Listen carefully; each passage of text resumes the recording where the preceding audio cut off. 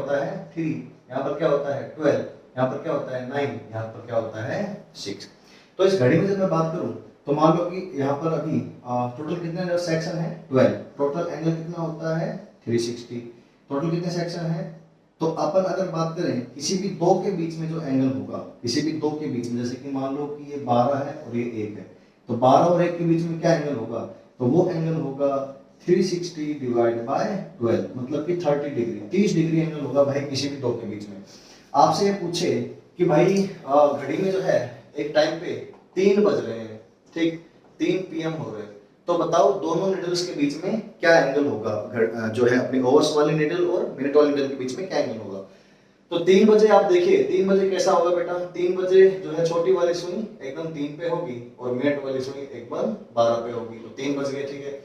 तो अगर इसमें अपन देखें तो 1 में एंगल कितना था 30, तो 12 से 1 पे आए, 1 से 2 पे आए 3, तो 1 2 3 3 सेक्शन हो गए, तो कुल मिला के जो थीटा हुआ हर बच्चे को समझ में आ रहा है 90 डिग्री हो रहा है। ओके, अब अगर बात करें कि 4 बजे क्या होगा सर, 4 बज जाएंगे तो क्या होगा, तो 4 बजेंगे तो क्या हो जाएगा, ये क्या पे आ जाएगा 4 और यहाँ पे 5, तो 4 पे आ जाएगा तो एक 30 वाला और ऐड हो जाएगा, तो 90 + 30 120 डिग्री।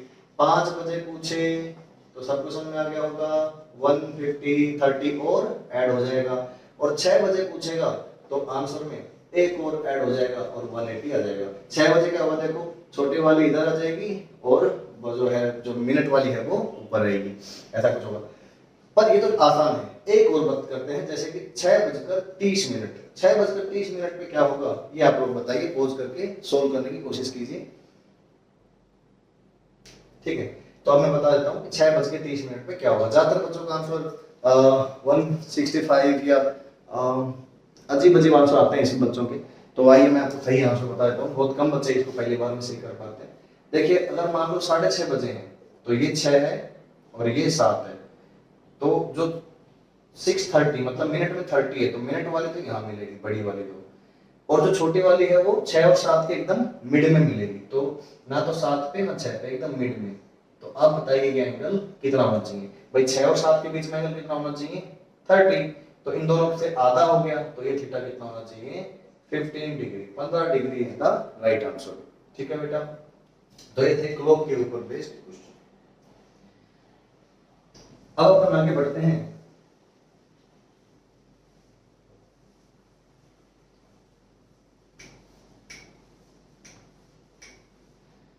और एक छोटी सी टॉपिक की और बात करते हैं, जैसे 1 रेडियन, कि सर 1 रेडियन क्या होता है, 1 रेडियन किस एंगल का नाम है। जैसे 1 डिग्री आपने पढ़ा, 90 डिग्री 30 डिग्री सब आप जानते हैं, सर 1 रेडियन क्या होता है।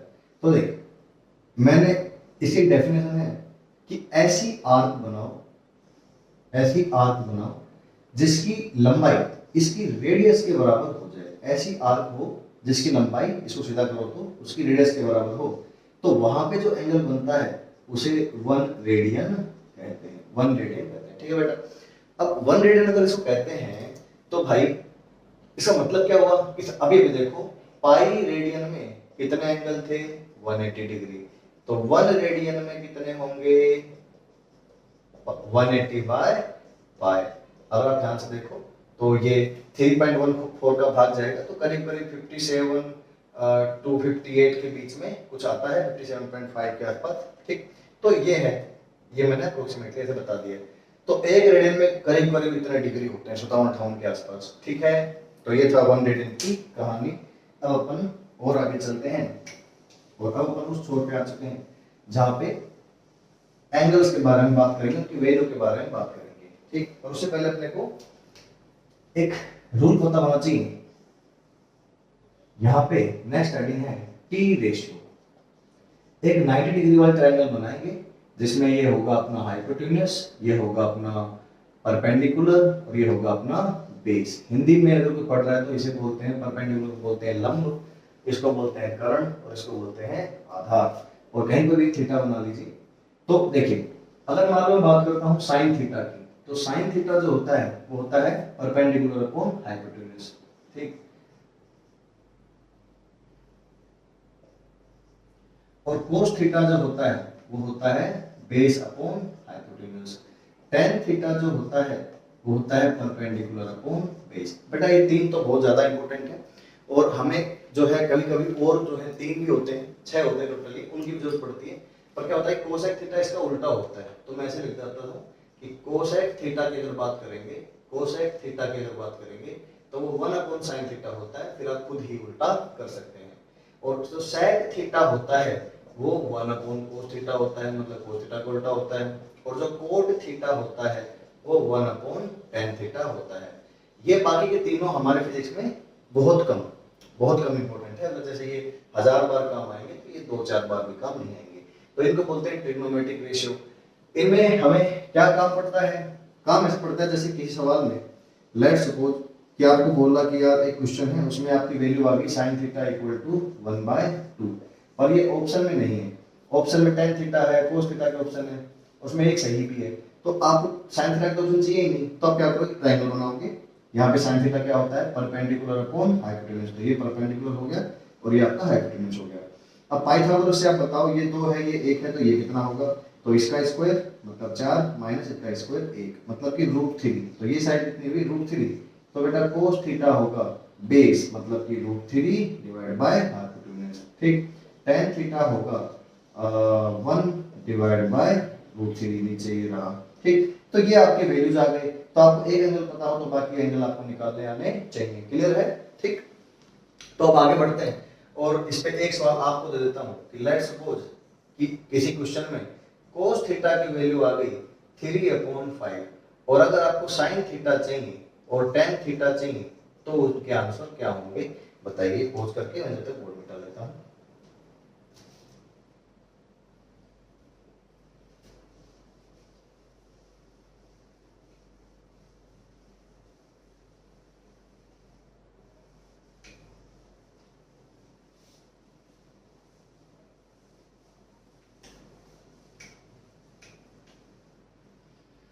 चलिए तो ये बेटा इसमें क्या है, देखिए cos थीटा 3/5 है, तो cos थीटा मतलब ये बेस है और ये हाइपोटेन्यूज है, तो ये क्या आ जाएगा 5 3, तो क्या आना चाहिए 4। अब इस बात को याद कर लें, इनको बोलते हैं पाइथागोरस ट्रिपलेट्स, पाइथागोरस ट्रिपलेट्स। तो पाइथागोरस ट्रिपलेट्स क्या होते हैं 3 4 5 6 8 10 5 12 13 7 24 25, बेटा इतने ही होते हैं क्या सर, नहीं इनफाइनाइट होते हैं, बहुत सारे होते हैं, मतलब किसी भी दो संख्याओं का स्क्वायर तीसरी संख्या के स्क्वायर के बराबर हो तो उसे पाइथागोरस ट्रिपलेट्स कहते हैं। लेकिन मैंने 4 ही क्यों लिखे, क्योंकि अपना काम 99% इनके इर्द गिर्द ही गुजरेगा, जो जो हम फिजिक्स में बातें करेंगे, जैसे 3 4 5 बहुत फेमस है, 6 8 10 5 12 13 ये भी काफी कम काम आता है, पर इस रूप के 3 वाले हमें बहुत जरूरत पड़ती है इनकी, ठीक। तो अपन क्या करते हैं कि इनको याद ही कर लेते हैं, जैसे 3 और 5 है ना तो पक्का वो 4 ही होगा जो बच गया वो, तो sin थीटा क्या होगा देखो 4/5 10/30 और tan थीटा क्या होगा 4/3 4/3, क्लियर है। तो sin थीटा 4/5 और आपका tan थीटा क्या 4/3। तो ये सवाल जो था समाप्त हुआ, अब अपन आगे बढ़ते हैं, ठीक।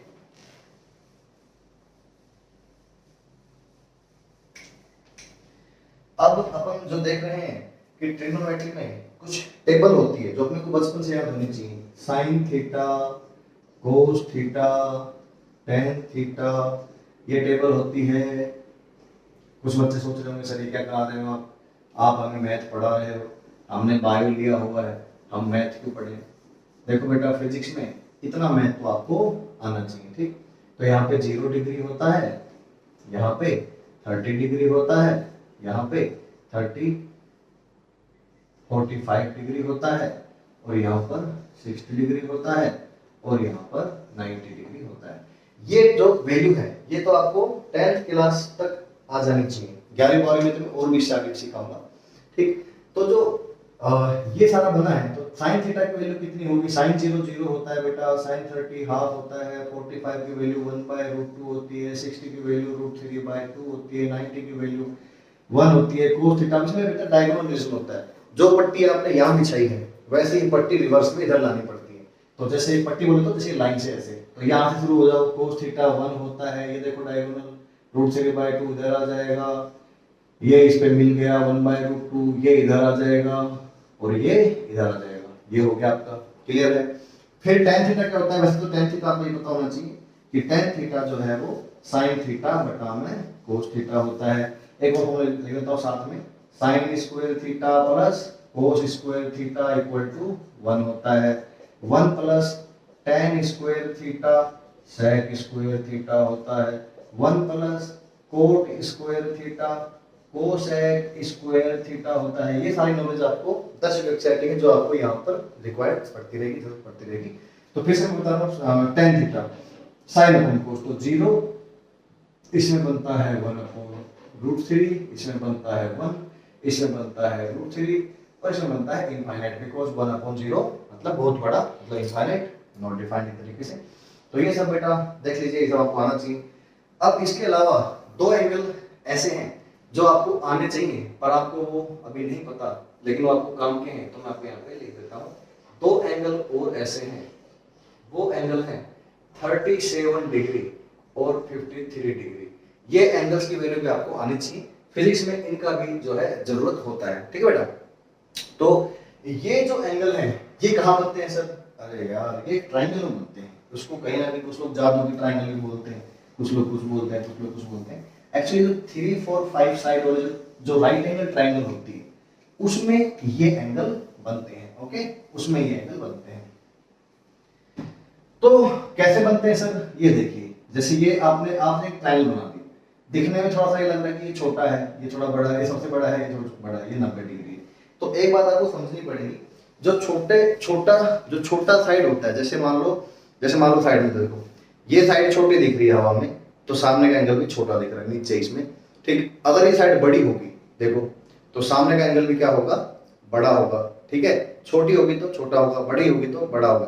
तो सामने की साइड अगर छोटी है तो एंगल भी छोटा होगा, सामने की साइड बड़ी है तो एंगल भी बड़ा होगा, ठीक है। तो आप सपोज करो कि ये 3 है, ये 4 है और ये 5 है, तो सामने की साइड छोटी है तो एंगल छोटा होगा, जैसे कि ये 3 है तो इसमें ही बननी है वो 37 डिग्री और 53 डिग्री, 37 और 53। तो 3 के सामने क्या बन जाएगा? 37 और 4 के सामने क्या बन जाएगा? 53। मैं ये समझा रहा था, देखो 3 सबसे छोटा है 3, 4, 5 में, तो 3 सबसे छोटा है तो उसके सामने क्या है? 37, 4 उसके बाद है तो 53 और सबसे बड़े के सामने 90 है ही ऑलरेडी। तो अब आप आराम से भर सकते हो साइन थीटा, कोस थीटा और टेन थीटा की वैल्यू आप इनमें आराम से भर सकते हो। ये देखो, बताओ क्या होगा। जैसे साइन 37, तो साइन 37 मतलब ये 3/5, 3/5, ठीक है। फिर साइन आपका 37 हो गया, फिर कोस 37 तो 4/5, फिर टेन 37 3/4, ठीक है। तो ये अपन आराम से आप भर सकते हैं, ठीक। अब जैसे यहाँ पे आते हैं कोस साइन 53, तो फिर ये परपेंडिकुलर हो जाएगा ना, फिर तो 4/5 और कोस 53 तो 3/5 और टेन 53 मतलब 4/3। इनको याद करने के और भी टेक्निक है, जैसे कि 0 से साइन थीटा की वैल्यू बढ़ती है, 0 पे 0 होती है, 90 पे 1 होती है, इंक्रीज होती है। तो जो 37 है उसमें वैल्यू ज्यादा होनी चाहिए साइन की या 53 में ज्यादा होनी चाहिए? ऑफ कोर्स 53 में ज्यादा होनी चाहिए। तो इसलिए आपके पास दो ही ऑप्शन है, 3/5 या 4/5, 3/5 या 4/5। तो जब मेरे पास दो ही ऑप्शन है तो 4/5 बड़ा है तो 53 में 4/5 होना चाहिए। तो ये देखो 53 में 4/5 और 3/5 37 में आ जाएगा। क्लियर है? इनका यूज क्या है? देखिए कई बार फिजिक्स में ऐसा होगा कि जैसे ये 10 kg का ऑब्जेक्ट है और इसको आपको मान लो 100 न्यूटन लगाना है। अब इस तरफ जो एंगल है वो 30 डिग्री है, तो आपको पता होना चाहिए कि इसको आप रिजोल्व करोगे तो इधर आ जाएगा 100 का, ये मैं आपको बाद में सिखाएंगे कैसे करना होता है, और फिलहाल मान लो आपको आता है तो आपने कर दिया 100 cos 30। अब cos 30 की वैल्यू होती है √3/2, तो ये हो गया आपका 50√3। तो देखने में थोड़ा सा मजा नहीं आ रहा, आपको √3 की वैल्यू 1.732 रखनी पड़ेगी। तो एनएल चैप्टर में और भी कई जगह इनकी जगह इसकी जगह मान लो इसको यूज किया गया 37 को, तो देखो कितना अच्छा लगेगा दिखने में। तो 37 को यूज किया तो cos 37 कितना होता है? 4/5। तो अब जो इसकी वैल्यू आएगी वो आएगी 100 और भाई पहले की वैल्यू देता हूं 100 cos 37। तो फिर सोल्व करोगे तो आएगा 100 cos 37 क्या होता है? 4/5, 5 से 20 तो आ गया 80। अब देखो 80 न्यूटन कितना अच्छा लग रहा है। अगर आपको F = ma वाली इक्वेशन पता है और आपको A चाहिए तो F की वैल्यू आ गई 80 और m की वैल्यू थी 10, तो आंसर आ गया 8। जबकि इसमें आएगा 5√3 आप जब 10 का भाग दोगे। तो ये ज्यादा अच्छा लगा ना देखने में कि भाई हाँ 8 मीटर पर सेकंड स्क्वायर, मजा आया। वरना तो इसमें √3, इसमें अगर आंसर आता तो A की वैल्यू आती 5√3 तो कई बार क्या होता है कि इन चीजों से बचने के लिए अपन इन एंगल्स का यूज करते हैं, इनके जरूरत आपको बहुत ज्यादा पड़ने वाली है फिजिक्स में। ओके, तो इसी के साथ ही मैंने आपको छोटे एंगल सारे आपको बता दिए हैं। अब बचपन से आपको जरूरत पड़ती थी 0, 30, मतलब बचपन बोले तो 10वीं बेटा, तो 0, 37, 45, नहीं बचपन तक क्या पड़ती थी 0, 30, 45, 60, 90, सिर्फ इतनी। अब क्या पड़ेगी, बहुत सारी पड़ेगी भैया, आप तो उसी के लिए तो आया हूँ, यही तो पढ़ा रहा हूँ। तो अब क्या क्या जरूरत पड़ेगी, देखिए अब आपको जरूरत पड़ेगी 0, 30 के अलावा 37 जुड़ गया है, 45, उसके अलावा 53 और 90। इंग्लिश में 0, 30, 37, 45, 53, 60 और 90। ये एंगल आपको अभी बहुत ज्यादा जरूरत पड़ेगी, ठीक, फिजिक्स में। और इसके अलावा लेट्स सपोज बड़े एंगल भी, जैसे कि 120, 150, 135, ये सब भी जरूरत पड़ेगी। तो अपना नेक्स्ट टॉपिक जो रहेगा वो उसी के ऊपर रहेगा, ठीक। ओके बेटा, हंसते रहिए, मुस्कुराते रहिए, पढ़ते रहिए और देखते रहिए NEET JEE master class with me. Bye.